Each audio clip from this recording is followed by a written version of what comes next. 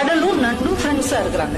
Daily இந்த நண்டு அங்க ஊர் உலகம்லாம் சுத்திட்டு சாயந்தரமா கடல் கிட்ட வந்து பேசும். ஒவ்வொன்னையும் அது சொல்லிக்கிட்டே இருக்கும். கடல் ரொம்ப ஆச்சரியமா கேட்டுட்டு இருக்கும். அப்படியா அப்படியா, ஏதோ நீ எனக்கு ஃப்ரெண்டா இருக்கிறதுனால இந்த உலகத்துல நடக்கிறதெல்லாம் நான் தெரிஞ்சுக்கிறேன் பா, ரொம்ப தேங்க்ஸ் பா அப்படின்னு 2 பேரும் நல்லா மனமொத்த நண்பர்களா இருக்கிறாங்க.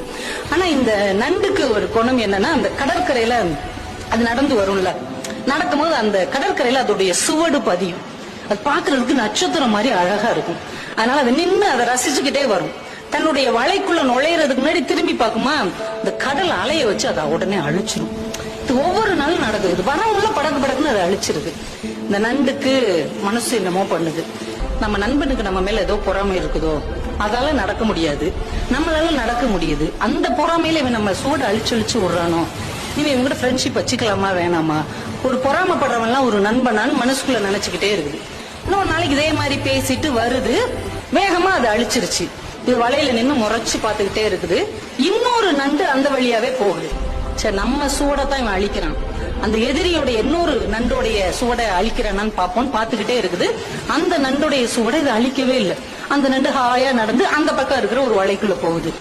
இதுக்கு செம்ம காண்டாயிருச்சு. உண்மையிலேயே இவன் நம்ம மேல மட்டும்தான் பொறாமப்படுறான் அப்படின்னு நினைச்சுக்கிட்டு இருக்கும் போதே அந்த வழியா ஒரு நரி வருது.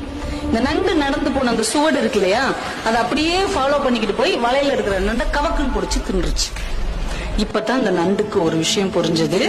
தன்னுடைய நண்பன் தன் சுவடுகளை அழிக்கவில்லை, தன்னுடைய வாழ்க்கையை காப்பாற்றி இருக்கிறான் என்ற உண்மை புரிந்தது. உடனே ஓடி வந்து மறுபடியும் அந்த கடற்கரையில எழுதுச்சு, முன்பே காப்பான் அன்பே நட்புன்னு எழுதுச்சு.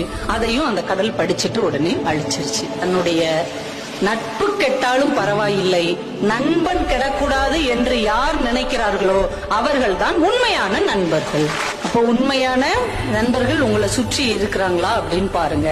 அப்படிப்பட்ட உண்மையான நண்பர்கள் உங்களுக்கு அமைந்தார்கள் என்றால் அவர்களை தக்க வைத்துக் கொள்ளுங்கள். ஏன்னா நம்ம வாழ்க்கையில ரொம்ப தடுக்கி விழுகிற இடம் இந்த நட்பாகத்தான் இருக்கும். இந்த நட்பு நல்ல விதமா அமைஞ்சிச்சுன்னா நீங்க வாழ்க்கையில வேற உயரங்களுக்கு நீங்க போக முடியும்.